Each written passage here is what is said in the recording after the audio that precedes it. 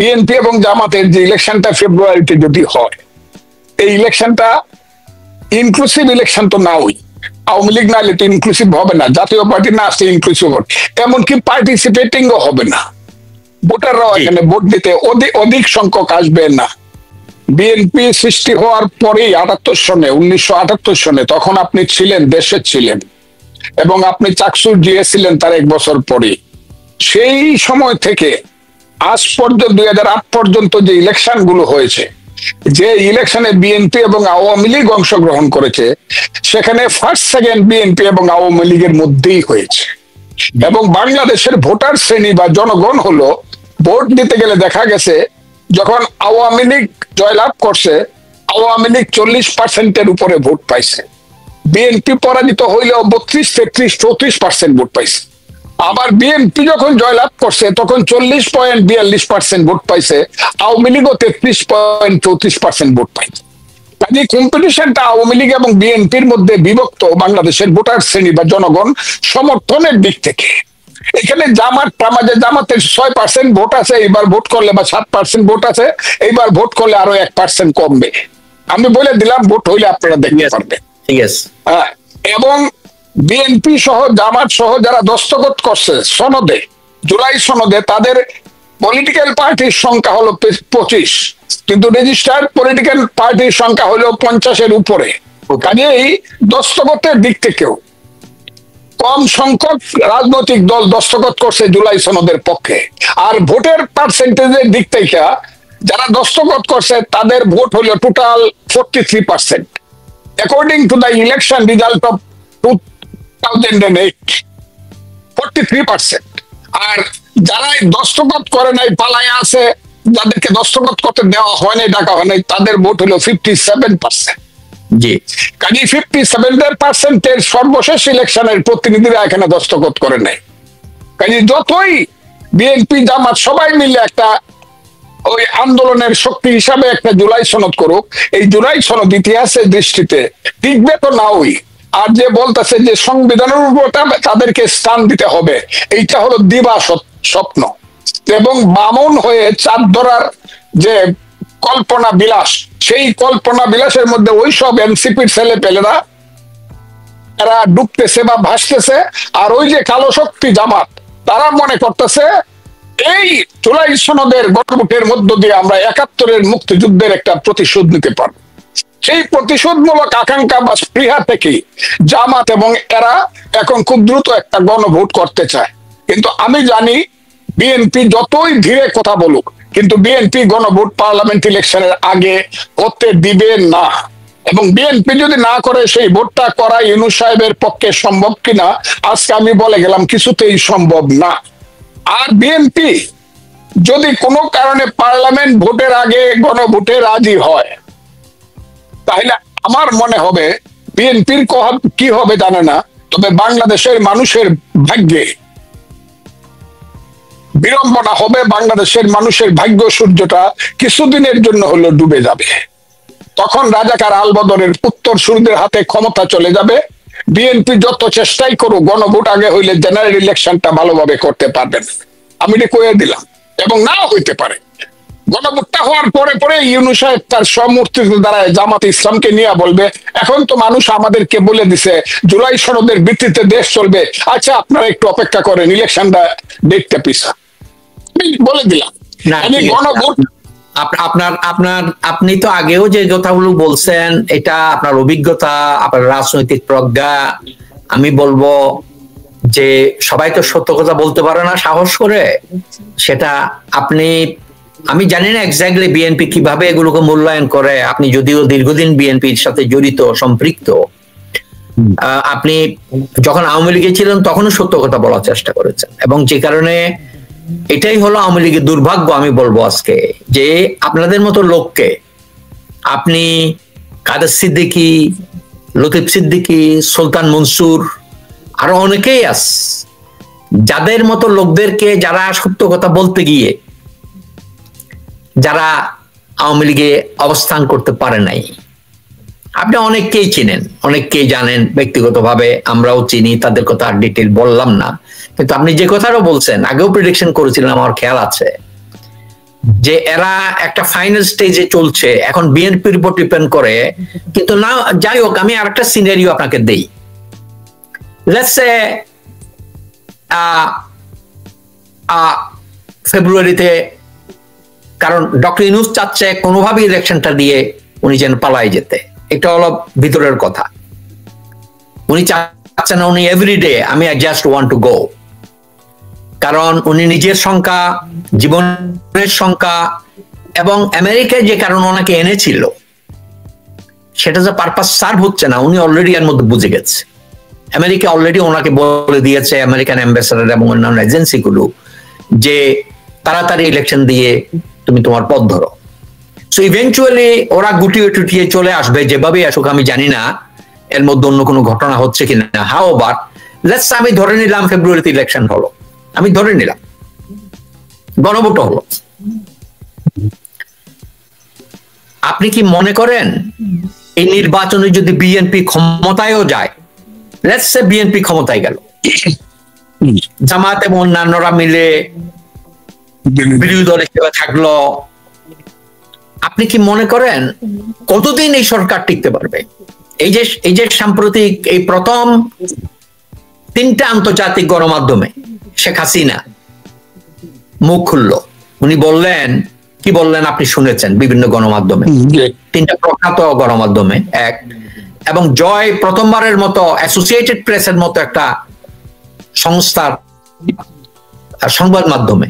It's not that easy তাকে দেখা এবং কথা বলা। সো এই যে কথাগুলো, এবং তারা যদি ক্ষমতায় যায়, এই গ্রুপ বিএনপি ক্ষমতায় গেল, ঠিক আছে, জামাত বিরোধী দলে থাকলো, কতদিন স্থায়িত্ব হওয়ার সম্ভাবনা আছে? আপনার কি মনে হয়, আপনার অভিজ্ঞতার আলোকে? অধিক সত্য কথা বলে দল থেকে সাময়িক বহিষ্কার হয়েছিল, এখন আবার দল মনে করতেছে আমাকে আবার ডাকছে। কাজে আমি তো একটা মানুষ, কিছু কথা বলি শুনে, সব কঠিন সত্য কথা বললে কিন্তু বিপদ আছে। আপনি শুনেন, কারণ আমার উপরে যারা শুভাকাঙ্ক্ষী, আমার ব্যক্তিগত জীবনের শুভাকাঙ্ক্ষী, তারা মনে করে আপনি কথাই বলেন না। যে কারণে তোমার মতো লোককে আমি কতদিন ঘুরাইছি, কথা বলবো না। আমি যদি কথা বলি তাহলে বিএনপি এবং জামাতের যে ইলেকশনটা ফেব্রুয়ারিতে যদি হয়, এই ইলেকশনটা ইনক্লুসিভ ইলেকশন তো নাওই। আওয়ামী লীগ না হলে তো ইনক্লুসিভ হবে না, জাতীয় পার্টি না আসলে ইনক্লুসিভ হবে, এমনকি পার্টিসিপেটিংও হবে না। ভোটাররাও এখানে ভোট দিতে অধিক সংখ্যক আসবেন না, আমি বলে দিলাম। বিএনপি এতে আমার উপরে রাগ করবে, জামাত ইসলাম হয়তো বা মনে করবে এর মতো মহাশত্রু আর নাই, হবে না। কারণ মানুষ তো মানুষ, সে তার কর্মে মানুষ, সে তার মনে মানুষ, তার বিবেকে মানুষ, তার আবেগে মানুষ। যখনই বিএনপি আর জামাত যাবে একটা এলাকাতে, প্রথমেই 30% লোক ভোট দিতে আসবে না। ওই যে জাতীয় পার্টি না হলে এটা 35% হবে, 35% লোক ভোট দিতে আসবেই না। আর বিএনপির যে পার্সেন্টেজ সর্বশেষ আছে 37, সেটা যদি আরো 5 বাইরে থাকে, 42 কইলাম, বিএনপির লোকজন মনে করবে ক্যান্ডিডেট তো কঠিন ক্যান্ডিডেট নাই, কি হবে জামাতের সাথে কম্পিটিশন, তো এমনি আমরা পাস করবো, ভোট দিতে যাওয়ার দরকার কি? যেটা আওয়ামী লীগের 14 সনে, 18 সনে এবং 24 সনে হয়েছে, যে আওয়ামী লীগের যে 40-42% ভোট আছে, সেইটাও বিএনপি এবং জামাত না আসার কারণে তারা 10% নিজেদের ভোটও সেন্টারে আসে নাই বা আনতে পারেনি। ইন্টারেস্ট থাকে না তো, মানুষ নিজে নিজে যদি ভোট দিতে না আসে, জোর করে কত ভোট দিতে আসবে, কত আনবেন? কাজে বিএনপি জামাতে ভোট হইলে রিয়েল ভোটটা অর্ধেকের চেয়ে তো কম হবে, এবং এটা আমার ধারণা অনেক জায়গাতে অনেক কম হবে। অর্ধেকের চেয়ে তো, অর্থাৎ 50% ভোট তো হবেই না পয়লা নম্বর। কাজে এই যে যদি আমি বলছি, সরকার গিয়ে ক্ষমতায় বসবে, এবং ইলেকশনে যতটুক জানা যায়, আল্লাহ উপরে কাকে কি করে জানি না, কিন্তু ভোট হইলে বিএনপি বহু সিট বেশি পায়, রাষ্ট্র ক্ষমতায় যাবে, জামাতের নেতৃত্বে একটা বিরোধী দল হবে, এবং সেই বিরোধী দলটা একদিনের জন্য বিএনপি কে শান্তিতে থাকতে দিবে না। আর মানুষকে দিয়ে তারা বলানো শুরু করবে, এটা তো কোনো ভোট হয়েছে না, এটা তো হাসিনার মতোই 14 সনের 18 সনের ভোটের মতো একটা আমির ভোট হয়েছে, নিষেধাইতের ভোট হয়েছে। এটা ছিল নিষেধাইতের ভোট, আর এটা হলো দুপুর বেলার ভোট, এটা তো কোনো ভোট হয়নি। কাজেই এই ইলেকশনটা যে সার্বিক একটা মানে পাবে, গ্রহণযোগ্যতা পাবে, এটা আমার অভিজ্ঞতায় মনে হয় না। কাজে এইখানে আওয়ামী লীগ যদি ইলেকশনে নাও আসে, আমি বারবার যে কথাটা বলতেছি, এবং আমার দল যে কারণে মাঝে মধ্যে আমাকে ভুল বুঝে, এখানে মুক্তিযুদ্ধের পক্ষের একটা শক্তি, মুক্তিযুদ্ধের নামে, ৭২ সংবিধানের নামে, ধর্মনিরপেক্ষতা, জাতীয়তাবাদ, গণতন্ত্রের নামে একটা বাঙালি জাতীয়তাবাদের নামে একটা শক্তি আসতেই হবে। এখানে আসলে পরে আওয়ামী লীগের যে কালো মুখগুলা, যারা এই দেশটাকে গত 15 বছর যারা অক্ষরে খাইছে, মানুষ যাদেরকে ফেসিস্ট বলে দেখতে পারে না, তারা নাই বা আসলো, কিন্তু মুক্তিযুদ্ধের পক্ষে শক্তিকে এখানে ইলেকশন করার সুযোগ দিতে হবে। আর যদি ইউনূস সাহেব হোক আর তত্ত্বাবধায়ক সরকার যদি আইসা পড়ে, একটা লোক স্বতন্ত্র ইলেকশন করলে তো আপনি ফিরাইতে পারবেন না। একটা লোক যদি স্বতন্ত্র ইলেকশন করে, মুক্তিযুদ্ধের কথা বইলা, ৭২ সংবিধান চাই, মুক্তিযুদ্ধ চাই, এই কথা বলে ইলেকশন করে, স্বতন্ত্র ইলেকশন করলে আপনি কেমনে ফিরাবেন? আর ওই স্লোগানটা দিয়ে ইলেকশন করলে, ওই যে জামাত, এনসিপি আর ওই যে কি ইসলামী আন্দোলন বড় বড় কথা বলে, ওই স্বতন্ত্র ক্যান্ডিডেটের চেয়ে ভোট কম পাবে আপনার চট্টগ্রামে, আমার ময়মনসিংহে, সিলেটে, এইসব এলাকাতে স্বতন্ত্র ক্যান্ডিডেটের চেয়ে ভোট কম পাবে যারা স্বতন্ত্র ক্যান্ডিডেট মুক্তিযুদ্ধের নামে ইলেকশন করবে। কথাটা আমি বলে দিলাম, বিএনপি ফার্স্ট হবে, মুক্তিযুদ্ধের নামে যারা ইলেকশন করবে তারা সেকেন্ড হবে, এবং বহুদূরে থার্ড হবে রাজাকার শক্তি। এবং এটাই হবে বাংলাদেশের ভবিষ্যতের জন্য সবচেয়ে গ্যারান্টিড ইলেকশন, যেখানে বিএনপি খুব শান্তিমতে সুষ্ঠুভাবে 5 বছর দেশটা চালাইতে পারবে। এই যে আপনি যে ইকুয়েশনটার কথা বললেন, এটাই হলো রিয়েলিটি। ফেব্রুয়ারিতে ইভেন ইলেকশন হলেও খেয়াল করেন, যদি ওরা মনে করতেছে আওয়ামী লীগ ডিসঅর্গানাইজড, আওয়ামী লীগ সংগঠিত না, আওয়ামী লীগ নির্বাচনে আসতে পারবে না, আওয়ামী লীগকে এভাবে বৈধ এই সমস্ত গ্যারাকল করে ডিসেম্বর জানুয়ারি পর্যন্ত ইভেন্চুয়ালি হয়ে যাবে। ওকে, নাও আপনি যে কথাটা বললেন স্ট্র্যাটেজিক্যালি, যারা, আমি আপনাকে আপনার কথা উদাহরণ দিয়ে বলছি, যেমন মাশরাফি যদি তার এলাকা থেকে ইলেকশন করে, সুমন যদি ইলেকশন করে, মান্নান সাহেব যদি ইলেকশন করে সিলেট থেকে ফর এক্সাম্পল, বা কিছু কিছু ব্যক্তিত্ব যারা ইন্ডিভিজুয়ালি পার্টি থেকেও, যাদের এখনো পরিচ্ছন্ন একটা আছে, ফেস আছে, ইমেজ আছে, আপনি কি তাদেরকে ঠেকাইতে পারবেন? আমি তাদেরকে বলছি না, আমি তোমাকে বলি একটা কথা, আমি যতটুকু জানি, ভিতরের খবর যেটুকু জানি, যেহেতু আমি জীবনে এক সময় ওই লাইনে পলিটিক্সটা করছি, আমার জীবনে ৩৬ বছর ছাত্রলীগ আওয়ামী লীগ করছি, কাজে বহু লোক যারা ভালো ভালো মানুষ আছে এখনো বাংলাদেশে যারা আছে, বহু লোকের মনে আমি জানি, চিন্তা আমি জানি। বহু মুক্তিযোদ্ধা এখনো ১,১২,০০০ মুক্তিযোদ্ধা জীবিত আছে, এর মধ্যে সুস্থ আছে ৯৯,০০০, সুস্থ, শারীরিক ভাবে সুস্থ আছে। আপনাকে যদি আপনার এলাকায় নমিনেশন নাও দেয়, আমার নমিনেশন দিবে আমার পার্টি, চিন্তা করে লাভ নাই। আমার কথাটা শোনো, বলেন। আমি বলতেছি কেন, আমি অনেকেই আমাকে কলও দিছে, আমার সাথে যোগাযোগ করছে, এবং ফজলু ভাই যদি দাঁড়ায়, বিএনপি থেকে দাঁড়াতে হবে না। আমি আপনাকে ফুলায় পাপার জন্য বলতেছি না, আপনার প্রশংসার জন্য বলতেছি না, এটা বাস্তবতা। এই ধরনের কিছু লোক আছে, আপনাকে নমিনেশন বিএনপি থেকে দেয়া না দেয়া, that is not an issue. আপনি এখন ইউনিভার্সাল ক্যান্ডিডেট, বিএনপির এটা বোঝা উচিত। আপনি ফজলুর রহমান দাঁড়ালে বিএনপি ওই সিটটা লুজ করবে যদি বিএনপি নমিনেশন না দেয়, সেটা দেখা যাক। আমি কথাটা বইলা লই, আমার কথাটা একটু তুমি শোনো। একদল লোক দাঁড়ায় গেল এই মুক্তিযোদ্ধাদের মধ্যে এবং মুক্তিযোদ্ধা প্রজন্মদের মধ্যে, যারা মুক্তিযুদ্ধে বিশ্বাস করে তাদের মধ্যে, তারা বুঝ করে দাঁড়ায় গেল, তুমি গিয়ে স্বতন্ত্র দাঁড়াও, কিন্তু নামটা হবে আমরা মুক্তিযোদ্ধা। আমার কথাটা খুব বোঝার চেষ্টা করো, আমার কানে যা আসে, আমি জানি না বিএনপির কানে এই কথাগুলা যায় কিনা, অন্য দলের কানে। আমরা মুক্তিযোদ্ধা, একটা অঞ্চলে গিয়ে একজন লোক যার গ্রহণযোগ্যতা আছে, যে দুর্নীতি করে নাই, কোনোদিন আওয়ামী লীগের লিডার ছিল না, আওয়ামী লীগকে শুধু সমর্থন করত, ৭২ সংবিধানকে মানে, ধর্ম নিরপেক্ষতা ও সাম্প্রদায়িকতা মানে, গণতন্ত্র মানে, এইরকম একটা লোক, স্কুলের হেডমাস্টার, কলেজের প্রিন্সিপাল হোক আর রাজনৈতিক কর্মী হোক, সে গিয়ে বললো আমরা মুক্তিযোদ্ধা নামে এই ফোরাম থেকে দাঁড়ায় গেল। আর যখনই আমরা মুক্তিযোদ্ধা নামে ৩০০ না দাঁড়াইতে পারলো, ২০০ লোক দাঁড়ায় যাবে, এর মধ্যে ৫০ থেকে ৬০ জন লোক পাশ করে আসবে। বাংলাদেশের পরিবেশটাই, কারণ বিএনপি যেখানে পাস করবে, জামাত বিএনপির কাছাকাছি যাইতে পারবে না ভোটে, জামাত ফ্রন্ট ওইখানে ওই লোকটা 50-60টা সিট পাস করবে শুধু স্বতন্ত্র ভাবে, আমরা মুক্তিযুদ্ধের নাম দেয়, আরো বেশি হইতে পারে। আমি বললাম না আরো বেশি পাস করবে কেন বলতেছি, আপনাকে একটা শুধু উদাহরণ দেই, প্রসঙ্গটা টেনে আনি, যে আওয়ামী লীগ 24 সালে যে নির্বাচন করেছে খেয়াল করেন, ইভেন আমি স্পেসিফিক দুই একটা সেন্টার, যেমন কালকিনি গোলাপের জায়গা, আদর্শবান গোলাপ, শেখ হাসিনা নিজে গিয়েছে প্রচার করতে, করে নাই, করেছে, কিন্তু আওয়ামী লীগের ক্যান্ডিডেট ডিফিট খেয়েছে তসলিমার কাছে, রাইট? সেও আওয়ামী লীগের কর্মী, আওয়ামী লীগের তো বড় নেতা না, স্থানীয় কর্মী। চিন্তা করেন, ডিফিট খেয়েছে অনেক ভোটে। আজাদের মতো লোক, আজাদ সাহেবের মতো লোক ফরিদপুরে ডিফিট দিয়েছে এমন একজনকে যে ইউরোপিয়ান আওয়ামী লীগের প্রেসিডেন্ট ছিল এক সময়, এবং টাকা পয়সা আছে, সসম্পত্তি আছে, সমস্ত আওয়ামী লীগের মিশনের পিছনে থাকার পরও আজাদ সাহেবকে ডিফিট দিতে পারে না। খেয়াল করেন আপনি।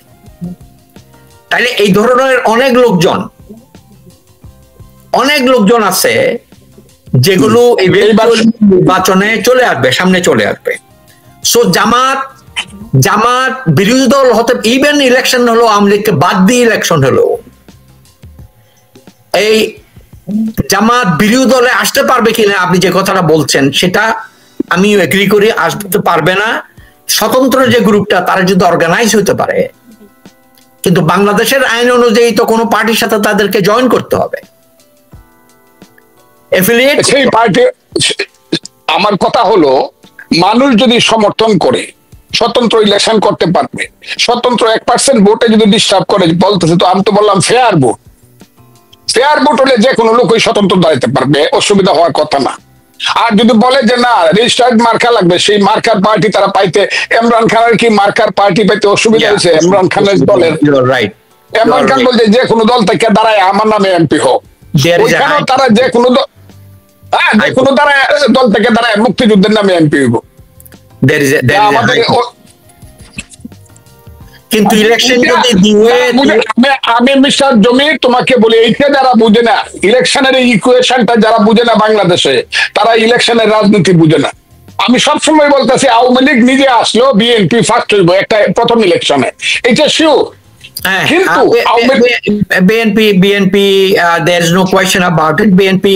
কিন্তু একটা জিনিস আপনি যে কথাটা বলছেন, আবার এর মধ্যে যে জিনিসটা ইনসার্ট করছে ডক্টর ইউনূস গত 2 দিন আগে, খেয়াল করেন, যে একটা বিরাট কিছু হইতে পারে, নির্বাচন বন্ডুল করে দেওয়ার সম্ভাবনা আছে, সে কিন্তু তার ক্যাবিনেট মিটিং এ বলতে পারে।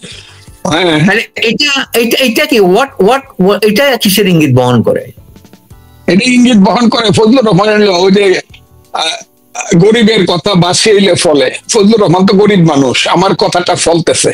আমি যে বলতেছি ইউনূস সাহেবের অধীনে কোনো নির্বাচন হবে না, এবং আল্লাহর রহমতে আমি মনে করি আমার কথাটা সত্য হবে, ইউনূস সাহেবের উদ্দেশ্যে এই দেশে কোনো নির্বাচন হবে না, বলে দিলাম তোমাকে। এই কারণে ইউনূস সাহেব আরেকটা সিনারিও আমি আপনাকে বলি, আপনি যদি কাইন্ডলি একটু, আমার অভিজ্ঞতা থেকে বলছি, আপনার অভিজ্ঞতা তো আছেই দীর্ঘদিনের, আমার সামান্য অভিজ্ঞতা থেকে বলছি। বাংলাদেশের নির্বাচনগুলোতে আপনার নিজের এলাকা বলেন, আপনার নিজের এলাকায় টোটাল কতটা ভোট সেন্টার আছে? এখন 130টা আছে। হ্যাঁ, ওকে, 130টা। আপনাকে গ্রামে গঞ্জে কেউ চিনেন এমন কোন লোক নাই, আপনি যে মার্কাতেই দাঁড়ান, মার্কা না দিয়েও দাঁড়ান, মার্কা দিয়েও দাঁড়ান। শুনতেছেন না? হ্যাঁ শুনতেছেন? হ্যাঁ, 130টা সেন্টারের মধ্যে আপনার যদি মনে করেন আপনার এমন কোন ক্যান্ডিডেট ওখানে আছে, আমি ধরে নিলাম যে টার্গেট করলো আমি 50টা সেন্টারে যেখানে ভোট বেশি, 50টা সেন্টারে যেখানে ভোট বেশি আমি ভোট নিয়ে নেব, এটা আপনি কেমনে, হাউ কুড ইউ? কারণ আর্মি তো ভিতরে থাকবে না, আর্মি ভিতরে ঢোকার স্কোপ থাকবে না, আর্মি বাইরে থাকবে। আর আর্মির বর্তমান অবস্থা, আর্মি কে রোল প্লে করবে আমি জানি না। এবারের ইলেকশন কি হবে? শুধু বিএনপি আর জামাত হলে ইলেকশন কি হবে? কারণ পুলিশের যে এখন যে মরালিটি যে পর্যায়ে গেছে, পুলিশ গন্ডগোল হলে সেন্টারের কাছেই যাইব না। আর্মির ব্যাপারটা আমি বলতে চাই। তাহলে কত লাশ পড়তে পারে, তাহলে তো অনেক লাশ পড়ে যাবে। ইলেকশন কি হবে আল্লাহ মালুম।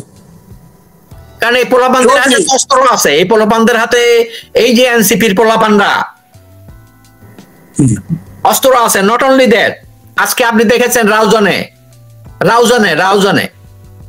অলরেডি আপনাদের বিএনপির কয়েকজন মার্ডার হয়েছে গত 5 অগাস্টের পর থেকে। 5-7 জন বোধহয় এর মধ্যে মার্ডার, 2 গ্রুপের মধ্যে ঝামেলায়, এবং এর মধ্যে অস্ত্র যেগুলো পেয়েছে কয়েকজন বিএনপির নেতা কর্মী দেখলাম অ্যারেস্ট হয়েছে ওখানে স্থানীয়ভাবে। সো এগুলো কিন্তু প্রচুর অস্ত্র বাইরে এখন।